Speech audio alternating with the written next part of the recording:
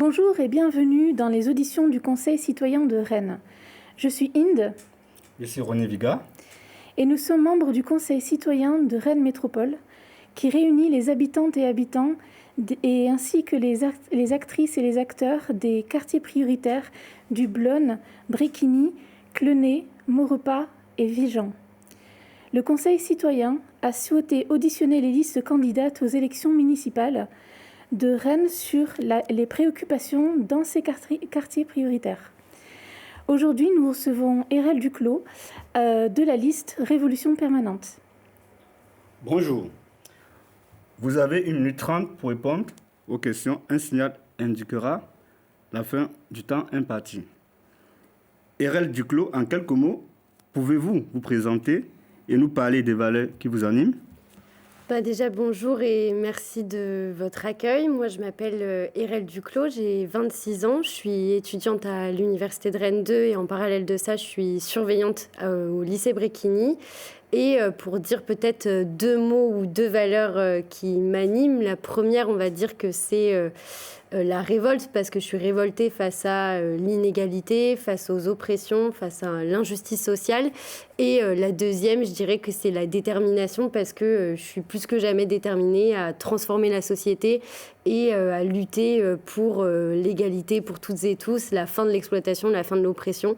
Donc c'est aussi pour ça qu'on a voulu présenter une liste qui porte ces valeurs aux élections municipales et qui porte tous les combats locaux dans le conseil municipal à partir d'élus qui soient des élus des luttes. Merci. Notre première question porte sur la précarité et l'emploi. En moyenne, dans les quartiers prioritaires de la ville de Rennes, le niveau de vie est inférieur de 37% au niveau de vie de l'ensemble de la population rennaise. Allez-vous soutenir les CCAS afin qu'ils accompagnent davantage les personnes précaires et comment comptez-vous limiter la discrimination à l'accès à l'emploi et au stage ? Alors, pour répondre à cette question, mais pour commencer un peu sur ça, parce que de fait, c'est la logique qui guide l'ensemble de nos revendications, c'est que nous, ce qu'on défend, c'est un programme qui cherche à répondre aux besoins réels de la population et pas uniquement à ce qui serait possible d'obtenir en négociant avec le préfet, dans le cadre du conseil municipal, etc. Donc, il y a un ensemble de revendications qu'on défend, qui sont des revendications qu'on sait qu'on pourra seulement obtenir par la mobilisation, par la construction de lutte contre les politiques de l'État, des promoteurs immobiliers ou encore des grandes entreprises. Et donc, pour répondre sur la question de la précarité qui existe en premier lieu dans les quartiers populaires, évidemment que nous, on se place aux côtés des CCAS, aux côtés de toutes les associations, mais on considère aussi qu'il faut s'attaquer à la racine du problème, dans le sens où aujourd'hui, ce qui régit la vie dans les quartiers populaires, c'est la précarité, le mal logement, les difficultés de l'accès à l'emploi. Et c'est dans ce sens-là que nous, par exemple, on revendique une hausse générale des salaires, on revendique le paiement de tous les stages au même titre que les salariés, parce que moi, je travaille dans un lycée. J'ai vu des élèves de 15 ans partir en stage et finir à faire un 35 heures gratos à Chronodrive en tant que préparateur de commandes. Enfin, ça, moi, je considère que le minimum, c'est qu'ils devraient être payés comme tout le monde. Mais une des choses importantes aussi qu'on défend, c'est le partage du temps de travail entre toutes et tous, parce qu'on considère qu'aujourd'hui, c'est une ineptie qu'il y ait des gens qui souffrent du chômage pendant qu'en parallèle, il y ait des gens qui travaillent 60 heures semaine et qui se cassent le dos. Donc, nous, on voudrait que le temps de travail soit partagé. Merci. Notre deuxième question concerne le logement. Pris toujours en hausse, manque de places de logement, mal isolés. Quelles sont vos réponses face aux problématiques de l'habitat dans les quartiers prioritaires et quelle est votre position concernant le loyer unique HLM actuellement mis en œuvre ? Pour commencer sur le plan qu'on défend pour le logement, parce qu'on défend un plan d'urgence sur la question du logement qui s'articule autour de 3 questions. La première chose, c'est la baisse immédiate des loyers et des charges pour que le prix d'un logement privé soit au même prix qu'un logement social. Ça, c'est la première chose. La deuxième, c'est une rénovation immédiate de tous les logements, que ce soit les logements crous, privés ou sociaux, mais qui soient faites pour et avec les habitants, c'est-à-dire que les rénovations ne servent pas derrière à favoriser l'expulsion des personnes les plus précaires de nos quartiers. Et la troisième chose, c'est la réquisition immédiate de tous les logements vides. Aujourd'hui, il y en a 9000 sur la ville de Rennes et on considère que c'est dystopique qu'il y ait des gens qui dorment à la rue ou dans des conditions catastrophiques pendant qu'il y a des logements qui sont vides. Sur la question du loyer unique, en fait, le problème, c'est que malgré qu'il soit unique, qu'il augmente chaque année. Depuis 2023, il y a eu 10% d'augmentation des loyers des HLM dans la ville de Rennes. Donc nous, on revendique qu'il y ait un seul bailleur social, un bailleur unique, et qui soit contrôlé par les locataires, par les travailleurs, par les habitants, pour que non seulement les rénovations qui soient faites, mais aussi le contrôle du prix, pour qu'il n'augmente pas, soit appliqué directement par les personnes qui vivent dans ces logements. Merci. La troisième question porte sur le vivre ensemble et le lien social, c'est-à-dire la lutte contre l'isolement, la discrimination, la stigmatisation, mais aussi la convivialité, les lieux de répit, etc. Nos quartiers accueillent donc des personnes discriminées, isolées, fragilisées. Que prévoyez-vous de faire pour que ces personnes se sentent bien dans leur quartier ? La première chose, c'est de mettre en place des véritables services publics de proximité et qui soient gratuits. Nous, par exemple, on défend l'installation de centres de santé dans chaque quartier et on soutient par ailleurs la mobilisation du centre de santé communautaire du Blône qui est actuellement menacé de fermeture. En parallèle de ça, on défend l'ouverture de restaurants municipaux qui soient gratuits et qui puissent servir un repas quotidien à toutes les personnes dans le besoin. Et on défend également l'ouverture de crèches, de cantines et de laveries publiques parce qu'on sait qu'aujourd'hui, il y a 20% de familles qui à Rennes sont des familles monoparentales et on veut alléger la double journée de travail des femmes en particulier parce qu'on sait que c'est beaucoup de femmes qui sont dans cette situation. Mais la deuxième chose par rapport à la question que vous avez posée, c'est que nous, on veut s'affronter à la criminalisation que subissent les quartiers populaires à l'heure actuelle. On veut mettre fin à la vidéosurveillance, dissoudre les corps spéciaux de la police et je me suis perdue, et on revendique, et ça c'est le truc le plus important en plus, la régularisation immédiate de tous les sans-papiers, parce qu'aujourd'hui dans cette campagne, tout le monde nous parle d'insécurité, mais nous, aujourd'hui, on veut parler de racisme d'État, on veut parler de violence policière, et c'est pour ça qu'on défend notamment la mise en place de commissions indépendantes qui luttent pour la justice et la vérité pour toutes les victimes de violences policières, et en premier lieu pour Babacar Gueye, qui a été tué par la BAC rennaise il y a 10 ans. Merci. La quatrième question concerne la tranquillité publique. Les habitantes et habitants des quartiers prioritaires s'inquiètent de la dégradation de la sécurité en lien avec le développement du trafic de stupéfiants. Que proposez-vous de faire en prévention et en réponse à cette problématique? Comptez-vous concerter les habitantes et habitants sur la question? Totalement. En fait, sur la question du trafic de stupéfiants, nous, on refuse de s'adapter au débat sécuritaire tel qu'il est posé aujourd'hui par l'extrême droite, la droite ou encore le Parti socialiste. Concrètement, moi, ce que je considère, c'est qu'aujourd'hui, ce qui crée la violence, c'est la précarité, et ce qui aggrave la violence, c'est la répression. C'est pour ça que nous, en premier lieu, on défend la légalisation du cannabis et un investissement massif dans la santé et dans l'éducation pour pouvoir mettre en place une véritable politique de prévention, mais aussi d'accompagnement de la consommation. La deuxième chose, c'est ce qu'on discutait avant, c'est sur le terrain de la précarité et des conditions de vie, où nous, on revendique une hausse générale des salaires, un plan pour mettre fin au mal logement, le partage du temps de travail pour mettre fin au chômage et pouvoir concrètement améliorer la vie des habitants et des habitantes. Et la troisième chose, c'est qu'on veut mettre fin au racisme d'État et à la criminalisation des quartiers populaires. Nous, on s'oppose fermement à la solution qui est proposée par la France Insoumise ou Rennes Commune, qui nous parle de police de proximité, parce que la réalité, c'est que la police de proximité, ça a déjà été mis en place dans les années 2000 en France et ça n'a pas résolu quoi que ce soit sur le terrain des violences policières. Il y a eu le même nombre de crimes policiers pendant le dispositif ou avant et après.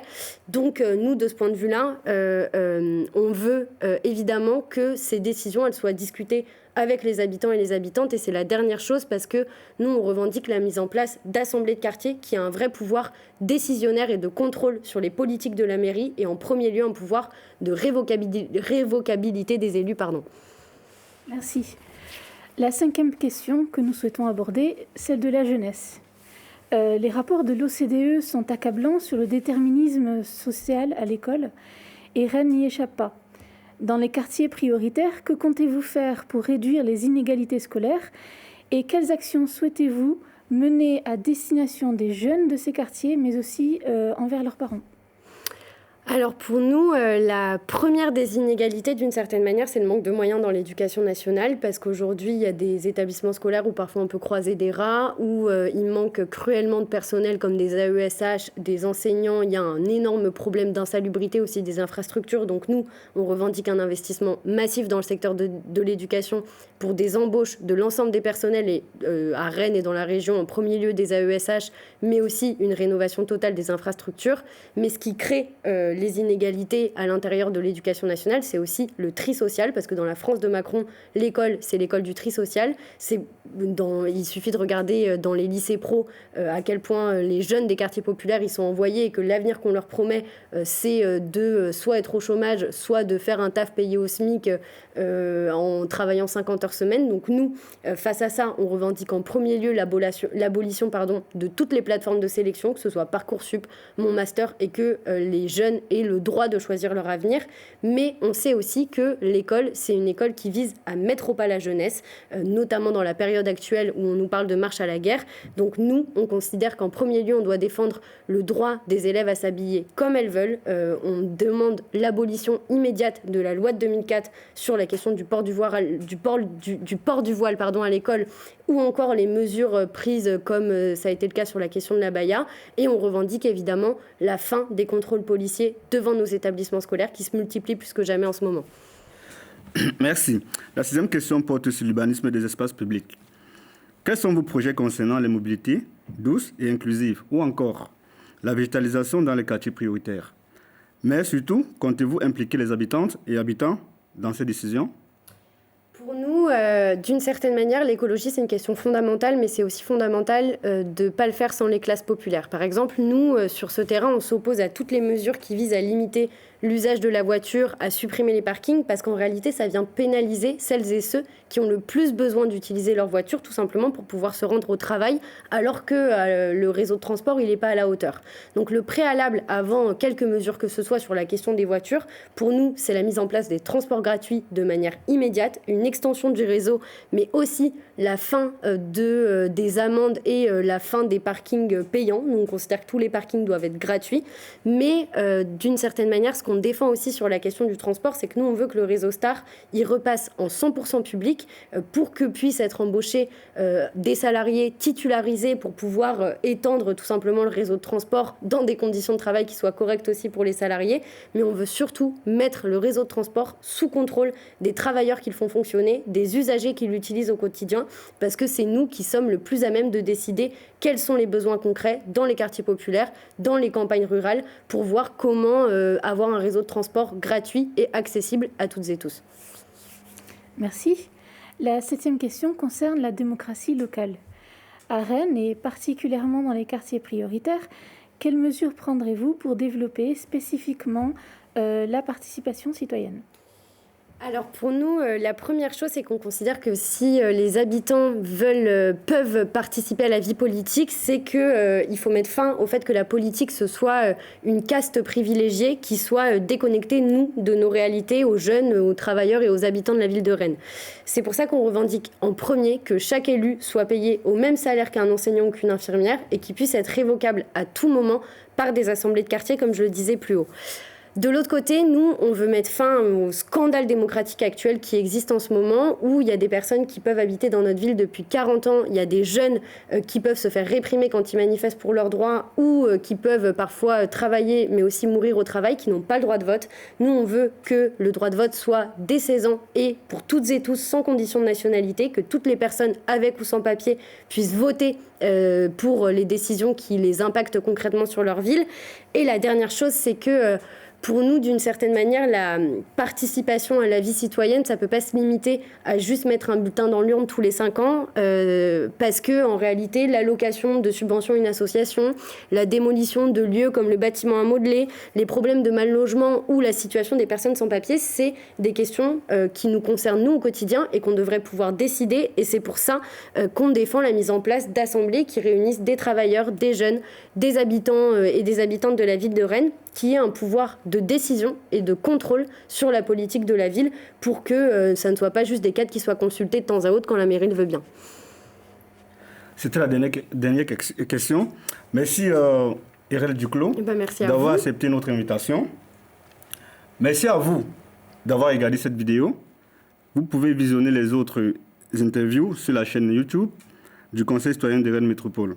Pour rappel, les élections municipales auront lieu les dimanches 15 et 22 mars prochains. Merci. Merci. Merci.